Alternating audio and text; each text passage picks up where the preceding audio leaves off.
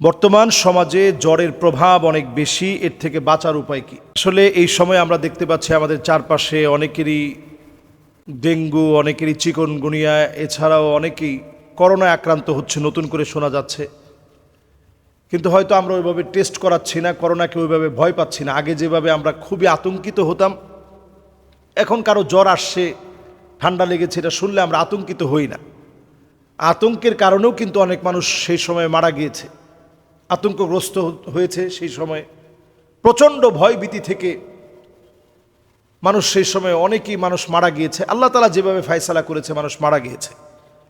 এই সময়ে যে বিপদ মুসিবত, সব সময় শারীরিক সুস্থতার জন্য নবী আলাইহিস সালাতু ওয়াস সালাম একটা দোয়া পড়তেন এবং আমাদেরকে শিখাতেন। বারবার নবী আলাইহিস সালাতু ওয়াস সালাম এই দোয়ার আমলটা বলেছেন। এই ছোট্ট একটা আমল করে আমরা আমাদের নিজেদের সুস্থতার জন্য আল্লাহর কাছে আমরা প্রার্থনা করতে পারি। ছোট্ট আমলটি হচ্ছে আল্লাহুম্মা আফিনি ফি বাদানি, আল্লাহুম্মা আফিনি ফি সামঈ, আল্লাহুম্মা আফিনি ফি বাসারি, লা ইলাহা ইল্লা আনতা। আমি আবার বলছি, আল্লাহুম্মা আফিনি ফি বাদানি, আল্লাহুম্মা আফিনি ফি সামঈ, আল্লাহুম্মা আফিনি ফি বাসারি, লা ইলাহা ইল্লা আনতা। আমি আবারও বলছি, আল্লাহুম্মা আফিনি ফি বাদানি, আল্লাহুম্মা আফিনি ফি সামঈ, আল্লাহুম্মা আফিনি ফি বাসারি, লা ইলাহা ইল্লা আনতা। আল্লাহ, আপনি আমার শরীরটাকে সুস্থ রাখেন। আল্লাহ, আপনি আমার শ্রবণ শক্তিকে সুস্থ রাখেন। আমার দৃষ্টি শক্তিকে আল্লাহ আপনি ভালো রাখেন। পুরো শরীরটাকে, আমাদের যে ইকো ফাংশনটা আছে, শরীরের পুরো ফাংশনটাকে ঠিক রাখার জন্য এই একটা দোয়াই ইনশাআল্লাহ যথেষ্ট। ফজরের পরে এই দোয়াটা 3 বার, মাগরিবের পরে এই দোয়াটা 3 বার। আল্লাহর কাছে সাহায্য চাওয়ার ক্ষেত্রে এর চাইতে সুন্দর, এর চাইতে গাম্ভীর্যপূর্ণ, একত্রে সমস্ত শরীরের সুস্থতার জন্য সুন্দরতম দোয়া আমার নজরে পড়ে নাই।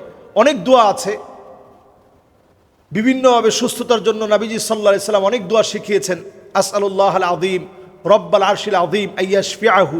কেউ অসুস্থ হলে নবীজি এই দোয়াটা পড়ে দিতেন, আসআলুল্লাহাল আযীম রব্বাল আরশিল আযীম আইয়াশফিআহু।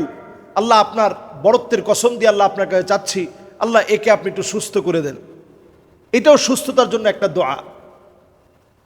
নবী সাল্লাল্লাহু আলাইহি সাল্লাম অনেক রকম দোয়া পড়েছেন, দোয়া পড়ে পড়ে ফু দিয়েছেন। অ্যাটলিস্ট কথা হচ্ছে, যদি আপনি অন্তত এই দোয়াটা পড়ে একটু সাহায্য চান, বিসমিল্লাহি তুরবাতু আরদিনা।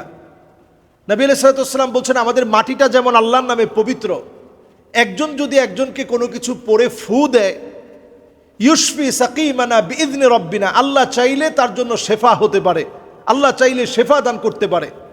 আমরা অনেক রকম চিকিৎসা করি, চিকিৎসা ততক্ষণ কিচ্ছু হবে না যতক্ষণ আল্লাহ না চাবে।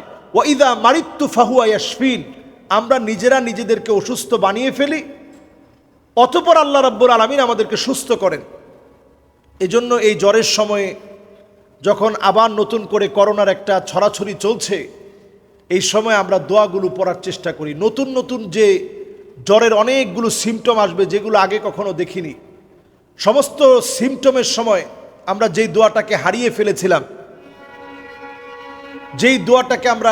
ফেলেছিলাম, করোনাকালীন সময়ে আমরা প্রত্যেকে দোয়াটা পড়েছি, আল্লাহুম্মা ইন্নী আউযু বিকা মিনাল বারাসি ওয়াল জুনুনি ওয়াল জুজামি ওয়া মিন সাইয়্যিল আসকাম।